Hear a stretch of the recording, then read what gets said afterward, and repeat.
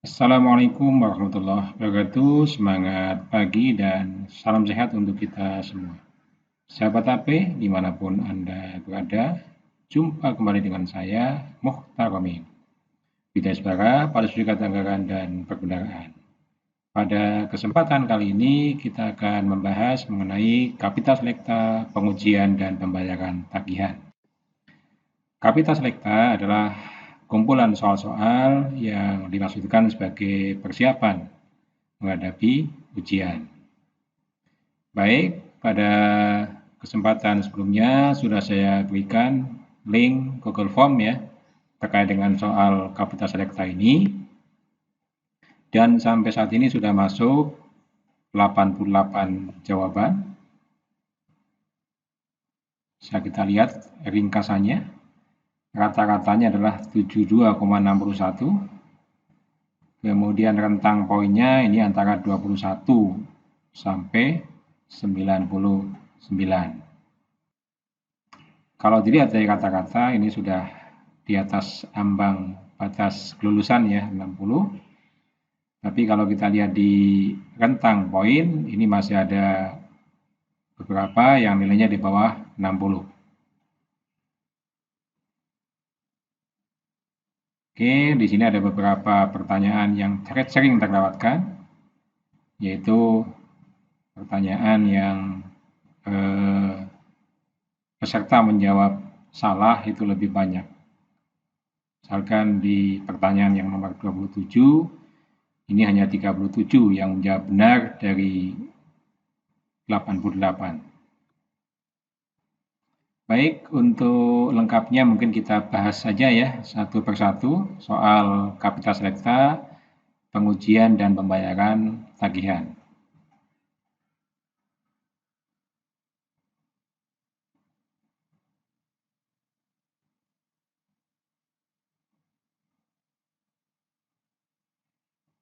Baik, kita bahas dari soal nomor 1. Pemberian kewenangan kepada pejabat perbendaharaan untuk melakukan pengujian tagihan pada prinsipnya adalah penerapan paradigma dari kalau let the manager manage, ini pemberian kewenangan yang lebih luas kepada PA KPA untuk menggunakan anggarannya. Jadi perubahan antar RO ya sepanjang masih dalam KRO yang sama itu sekarang menjadi kewenangan dari KPA. Tidak perlu izin ke Kanwil Perbendaharaan atau ke DCA. Tidak maksud dengan let the manager manage. Kemudian check and balance mekanisme ini adalah pemisahan kewenangan ya antara yang melakukan antara pejabat yang berwenang untuk melakukan tindakan berakibat pengeluaran dengan pejabat yang melakukan pengujian tagihan.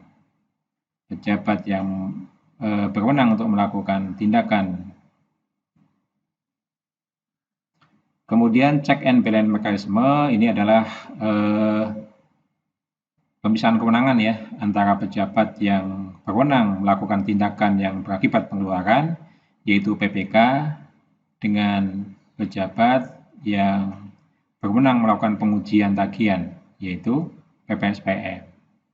Jadi jawabannya adalah check and balance mekanisme. Oke.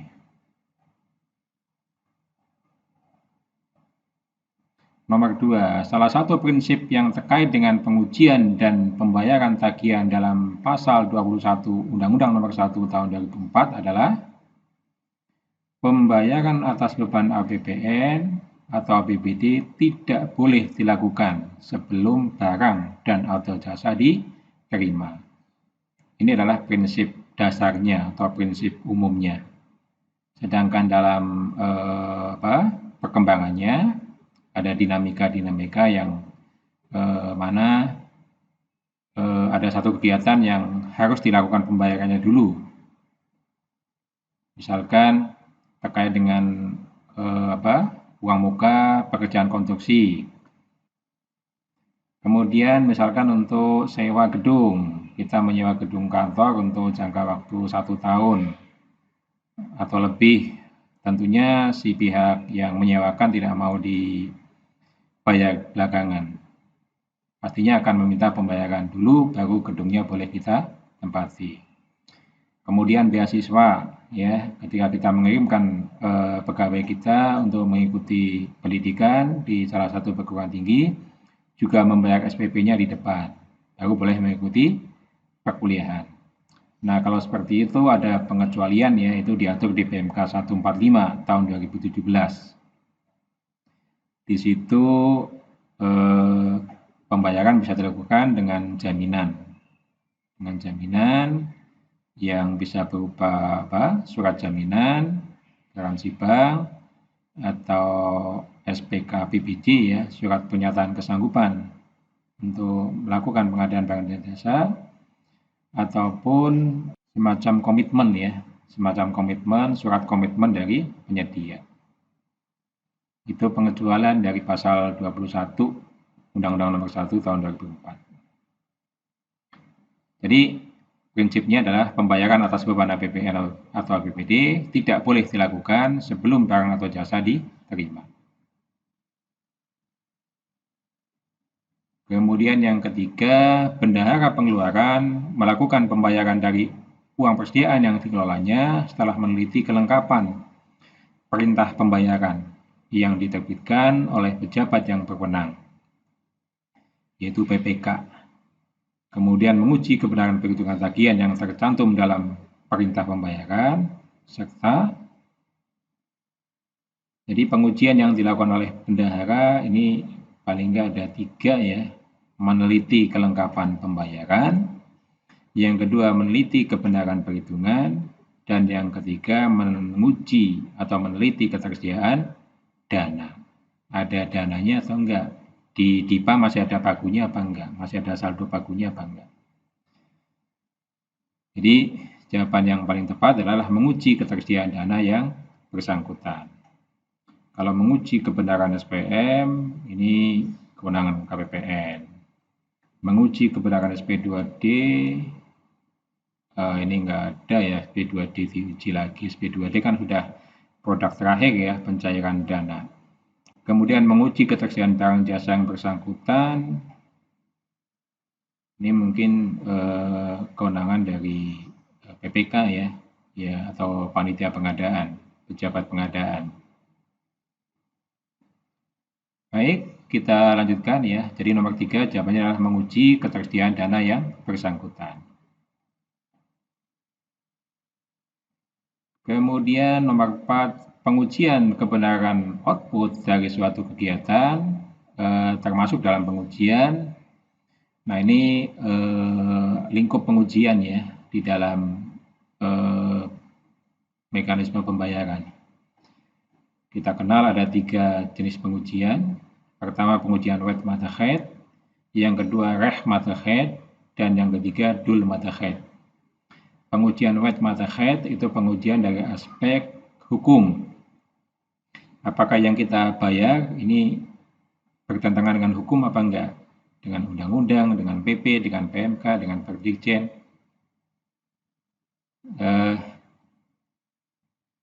Wujud nyatanya dari pengujian wet matachet kalau anggarannya ada di DIPA. Kalau ada di DIPA berarti ya memang tidak bertentangan, ya, dengan undang-undang maupun peraturan di bawahnya. Jadi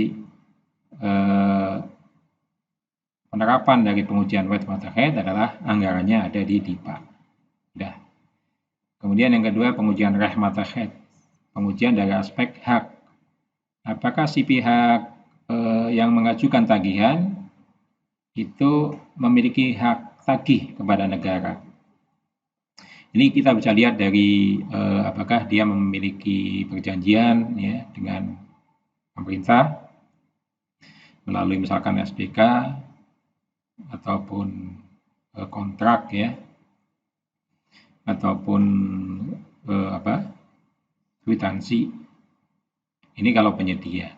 Kalau kita misalkan pegawai, apakah kita memiliki SK misalkan, ya, surat keputusan SK kenaikan gaji sehingga kita bisa mengajukan gaji yang lebih tinggi dari sebelumnya. Itu pengujian dari aspek reh matachet.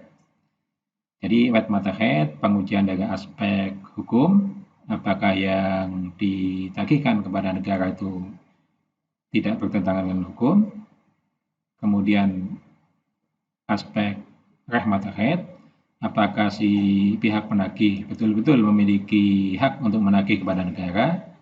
Dan satu lagi dul matahid. Dul matahid adalah pengujian terhadap kebenaran output. Apakah barang yang diserahkan misalkan ya terkait dengan pengadaan barang itu sesuai dengan output yang dikehendaki di pipa. Jadi pengujiannya kalau wet matahid dan reh matahid ini pengujian atas dokumen. Kalau dul matahid ini pengujian selain pengujian dokumen juga meliputi pengujian secara fisik. Jadi kalau tadi kita misalkan beli barang dari aspek dul matahidnya, maka dicek dokumennya sesuai apa enggak, ya, berita acaranya, kontraknya, SPK-nya, kwitansinya sesuai apa enggak. Kemudian yang kedua barangnya, barang yang diterimakan itu sesuai enggak dengan yang tercantum dalam kontrak terkait dengan speknya misalkan, kualifikasinya dan sebagainya. Itu ya, jadi nomor 4 jawabannya adalah dul matahid. Kemudian nomor 5, pengujian terhadap kebenaran hak tagih rekanan dari suatu kegiatan dapat dilihat dari dokumen. Ini sudah saya sampaikan ya di nomor 4 tadi, yaitu dokumen yang membuktikan hak tagih suatu rekanan atau penyedia memiliki hak tagih kepada kita adalah berupa kontrak atau SPK. Kemudian akun dengan kode 52 sekian sekian sekian adalah akun untuk kita kenal ya, ada 8 jenis belanja. 51 itu belanja pegawai, kemudian 52 belanja barang, 53 belanja modal, 54 belanja bunga utang, 58 belanja lain-lain. Jadi 52 adalah belanja barang.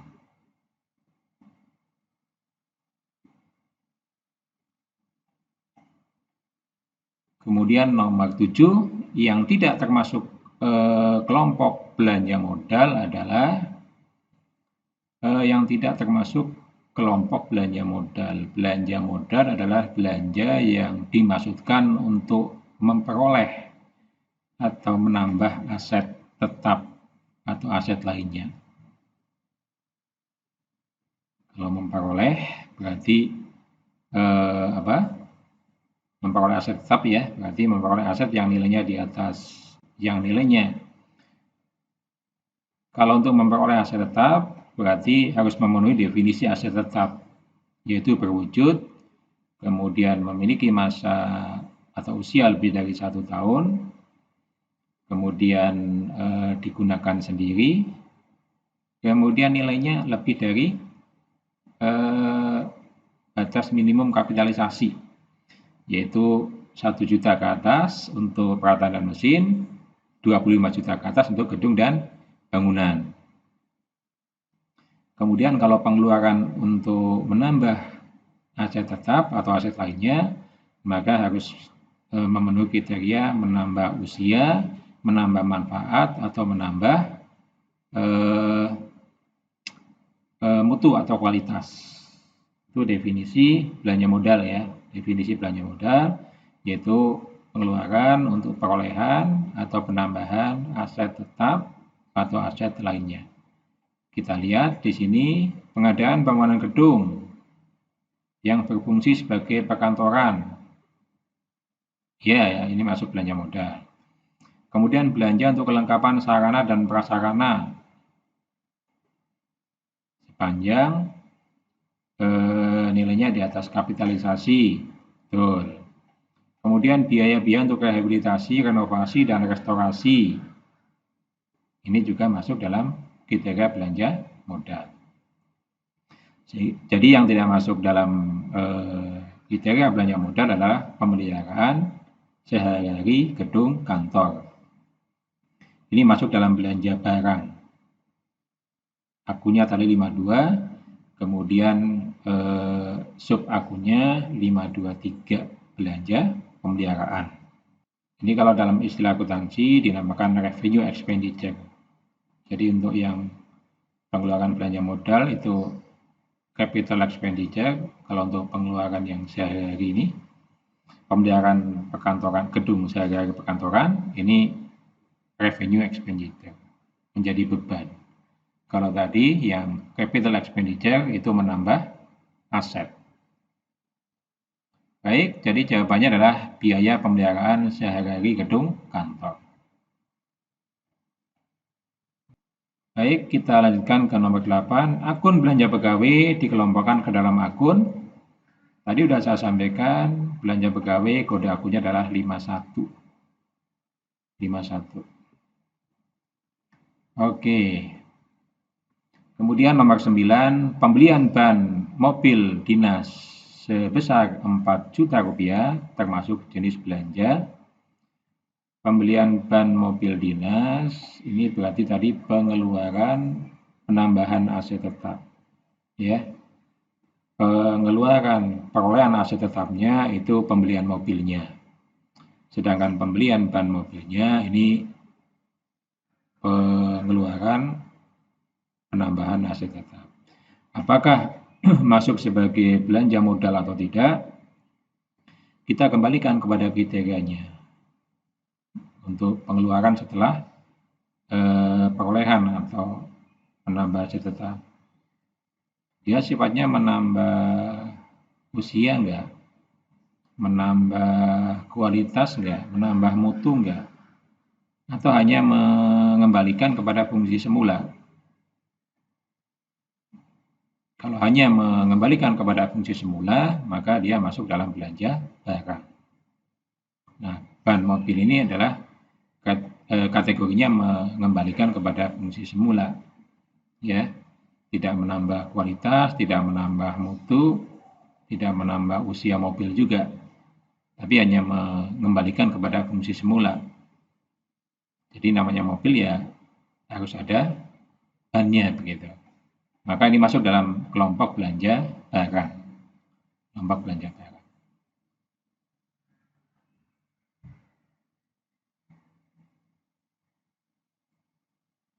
Kemudian dalam mekanisme UP, pembayaran kepada rekanan dibayarkan dengan cara UP ini kan ini ya, bendahara memperoleh uang persediaan dari KPPN, kemudian nanti bendahara berdasarkan SPP dari PPK akan melakukan pembayaran kepada rekanan atau penyedia.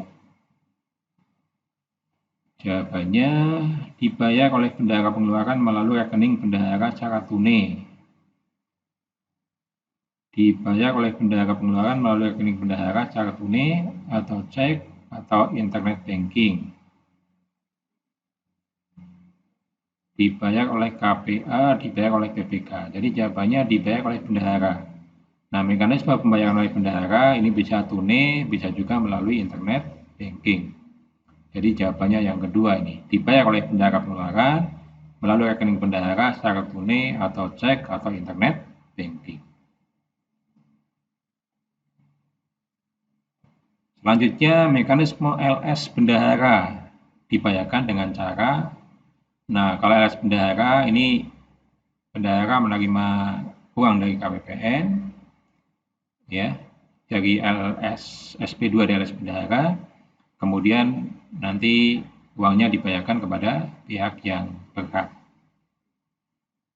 Jadi kalau kita kembalikan kepada definisinya, jawaban yang paling tepat adalah dibayar dari rekening kas negara langsung ke rekening pihak ketiga. Tidak. Dibayar dari rekening kas negara melalui rekening bendahara pengeluaran dan selanjutnya dibayar oleh bendahara pengeluaran. Iya. Kalau dibayar langsung dari rekening bendahara, ini bisa saja sumbernya dari UP. Dibayar lewat KPPN melalui rekening kas negara, ini LS. Jadi jawaban yang paling tepat, dibayar dari rekening kas negara melalui rekening bendahara pengeluaran.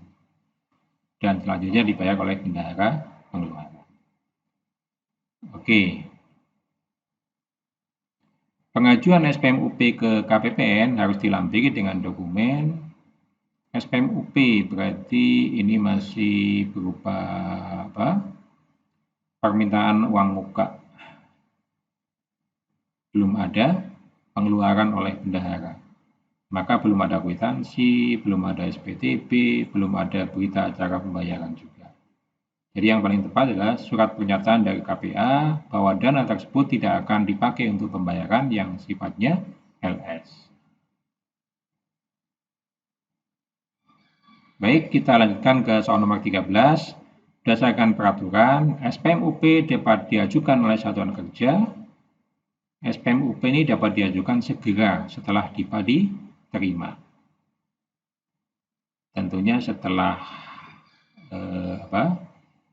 setelah tahun anggaran berakhir ya, tahun anggaran berakhir, kemudian mulai tahun anggaran baru.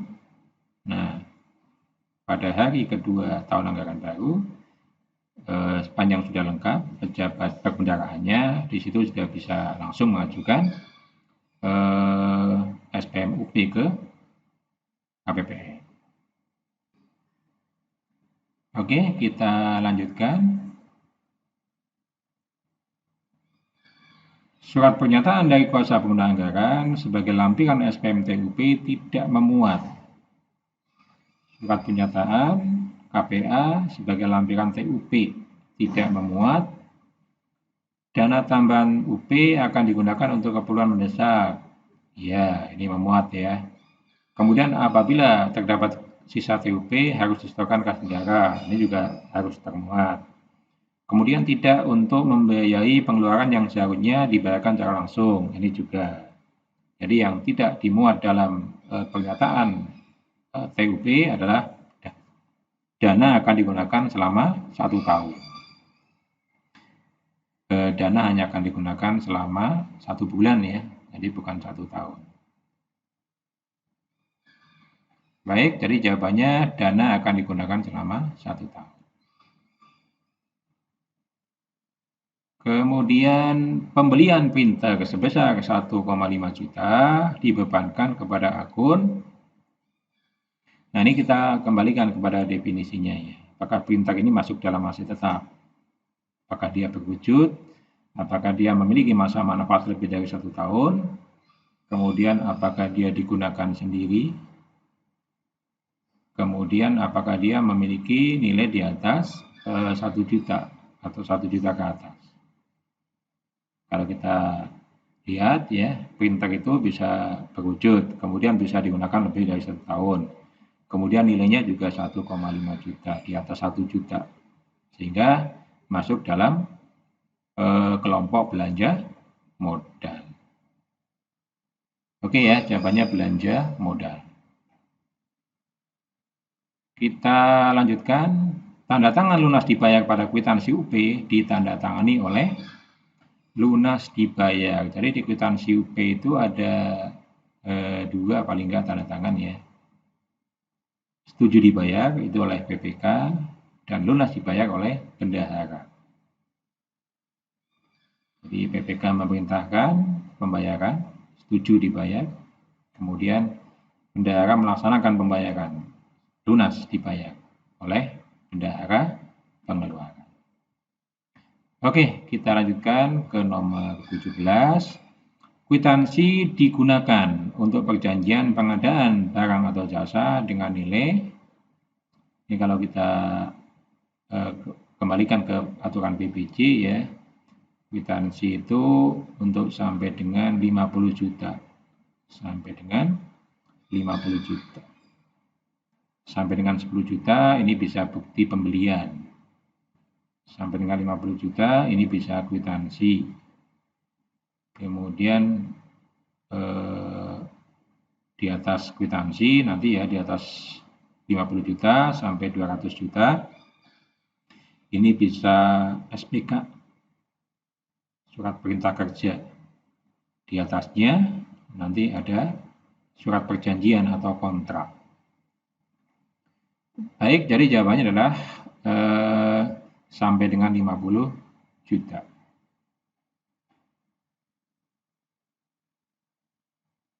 Baik, kita lanjutkan ke soal nomor 18. Pembayaran belanja barang senilai 2 juta harus disertai bukti pengeluaran minimal berupa, nah 2 juta ini kan di bawah 10 juta ya, berarti cukup bukti pembelian. Cukup bukti pembelian. Kalau pakai bukti pembayaran atau ini kwitansi, boleh nggak? Ya boleh saja, ya boleh saja. Tapi kalaupun pakai bukti pembelian, itu juga sudah cukup. Oke ya, jawabannya bukti pembelian. Kemudian 19, dalam hal pelaksanaan SPD tidak menggunakan biaya penginapan, berlaku ketentuan SPD diberikan biaya penginapan sebesar 30%. Ya, 30% dari tarif hotel di kota tempat tujuan, sebagaimana diatur dalam PMK tentang standar biaya. Ini bagi kita yang melaksanakan perjalanan dinas, kemudian tidak memanfaatkan fasilitas hotel, maka bisa dibayarkan biaya penginapan sebesar 30%.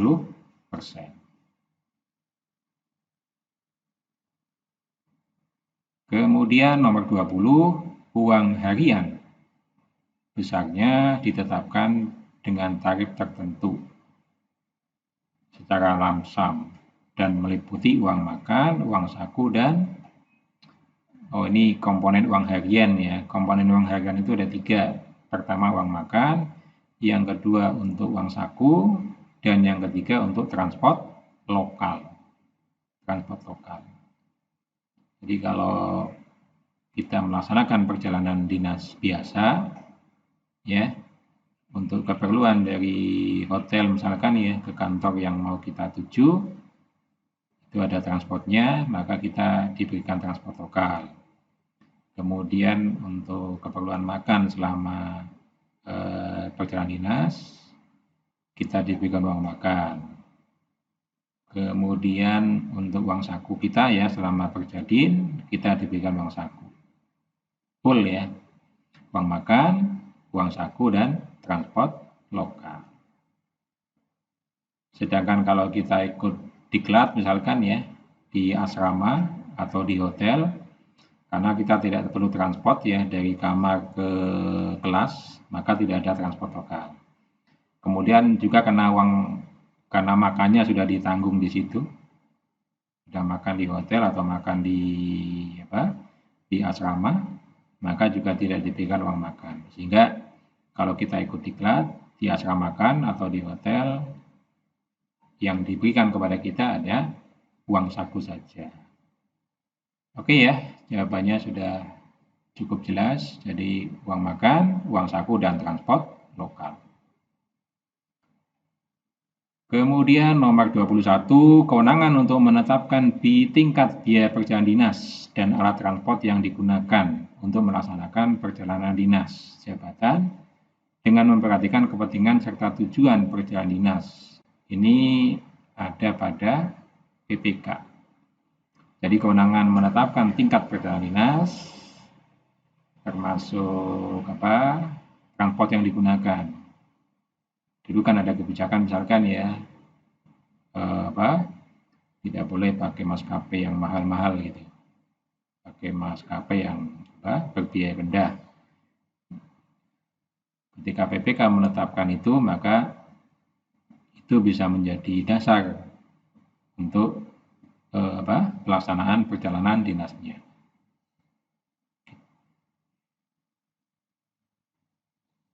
Baik, jadi soal nomor 21 jawabannya adalah kewenangan dari PPK. Kemudian bukti pembelian digunakan untuk pengadaan barang atau jasa yang nilainya sampai dengan, tadi sudah ya, bukti pembelian itu sampai dengan 10 juta, kemudian kwitansi sampai dengan 50 juta. Nomor 23.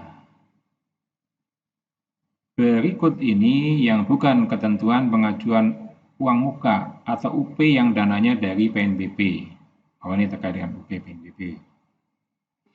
Maksimal 20% dari pagu.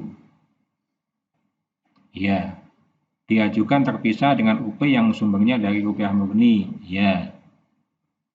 Kemudian harus dilampiri dengan formulir yang menunjukkan UP atau TUP tahun sebelumnya telah dipertanggungjawabkan. Ya. Kemudian yang bukan berarti diajukan setelah UP rupiah murni dipertanggungjawabkan. Ini tidak harus ya, misalkan pertanggungjawaban rupiah murninya ini sampai minggu pertama atau ada dispensasi misalkan ya di awal bulan Januari, kemudian kita akan mengajukan UP PNBP, itu bisa saja tanpa menunggu pertanggungjawaban UP rupiah murni. Jadi jawabannya yang bukan adalah diajukan setelah UP rupiah murni dipertanggungjawabkan. Oke, kemudian 24, GUP untuk PNBP diajukan apabila tahun anggaran telah berakhir, tidak ya kan sepanjang tahun. Kemudian diperintahkan oleh kantor pusat, ini juga tidak perlu ya menunggu perintah. Kemudian disesuaikan dengan kebutuhan bisa jadi, tapi yang paling tepat ya telah ada setoran PNBP yang cukup. Jadi kita bisa mengajukan GU kalau dilampiri dengan bukti setoran PNBP. Sudah ada bukti setoran PNBP yang cukup. Jadi jawabannya telah ada setoran PNBP yang cukup gitu. Oke, 25. Apabila dana PNBP tidak mencukupi, dapat mengajukan TUP sebesar TUP ini kan kebutuhan real 1 bulan ya, dengan memperhatikan tentu saja maksimum pencairan kalau di PNBP. Jadi jawaban yang tepat, jawaban yang pertama ini, kebutuhan real 1 bulan dengan memperhatikan maksimum pencairannya. Baik, kita lanjutkan ke soal nomor 26. Instansi pengguna terpusat baru dapat mengajukan GUP setelah kalau untuk yang pengguna PNBP tidak terpusat akan harus dengan melampirkan SSBP. Kalau yang terpusat ini harus menunggu adanya surat edaran Dirjen Perbendaharaan mengenai maksimum pencairan. Jadi jawabannya adalah SE Dirjen Perbendaharaan tentang maksimal pencairan telah terbit. Oke, nomor 27. Berikut ini yang bukan merupakan tata cara penarikan dana PLN yang harus dilakukan pada KPPN Jakarta, khusus pinjaman dan hibah. Jadi yang bisa dilakukan di seluruh KPPN artinya ya, yang bisa dilakukan di seluruh KPPN di seluruh Indonesia. Pada semua KPPN di seluruh Indonesia, yaitu rekening khusus. Yang harus melalui KPPN khusus, ini pembayaran langsung, kemudian pembukaan LC, dan pembiayaan pendahuluan. Oke, jadi jawaban nomor 27 adalah rekening khusus. 28. Tata cara penarikan dana PLN yang dilakukan melalui KPM Jakarta Khusus PLN atas permintaan PA atau KPA ke kantor atau satuan kerja dengan cara mengajukan kepada PPHLN untuk membayar langsung kepada pihak ketiga. Berarti mekanismenya adalah direct payment atau pembayaran langsung. Ini clue-nya sudah ada di soalnya ya. Kemudian pembayaran yang kemudian 29, rekening yang dibuka oleh Menteri Keuangan pada Bank Indonesia atau bank lain untuk menampung sementara dana PLN tertentu. Ini disebut dengan rekening khusus atau special account. Kemudian 30. Berikut ini yang bukan merupakan ketentuan dalam pembayaran dengan menggunakan SPK. Bagi pembayaran yang bersumber dari PLN adalah sumber dan nomor PLN. Ini ketentuan. Rincian porsi pembiayaan. Ini juga ketentuan. Kemudian peraturan terkait dengan perpajakan. Ini juga ketentuan.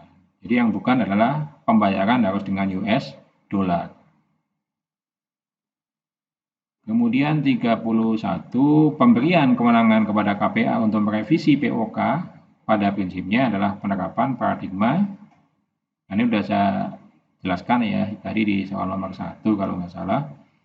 Ini implementasi dari Let the Manager Manage.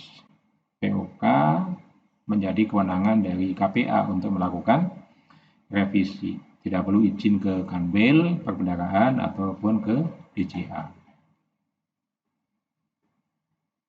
Kemudian nomor 32, pada mekanisme UB KKP, bukti-bukti pengeluaran menggunakan KKP dikumpulkan dan dibuatkan daftar pengeluaran real oleh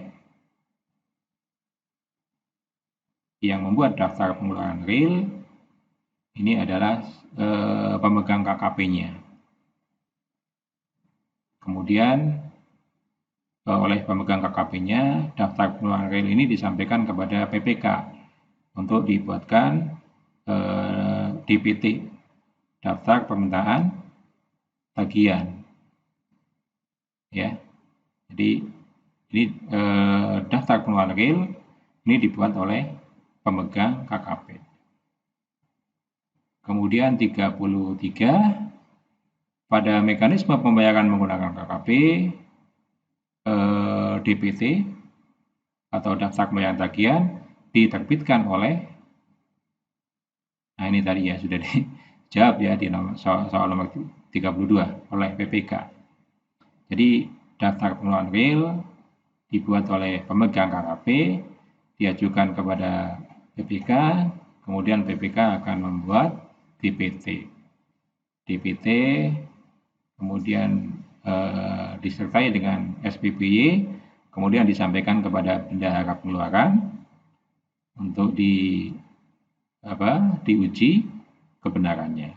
Apabila bendahara pengeluaran setuju, maka nanti akan diterbitkan SPP GU KKP oleh PPK, yang selanjutnya diajukan ke PPSPM untuk diterbitkan SPM GU KKP, dan diajukan ke KPPN untuk diterbitkan SP2DGU KKP-nya. Dari penerbitan SP2DGU KKP, nanti uangnya masuk ke rekening bendahara, kemudian dari bendahara akan dibayarkan kepada bank penerbit KKP-nya untuk membayar tagihan KKP-nya. Itu mekanisme belanja menggunakan KKP ya, menggunakan KKP. Mekanisme pembayaran menggunakan KKP.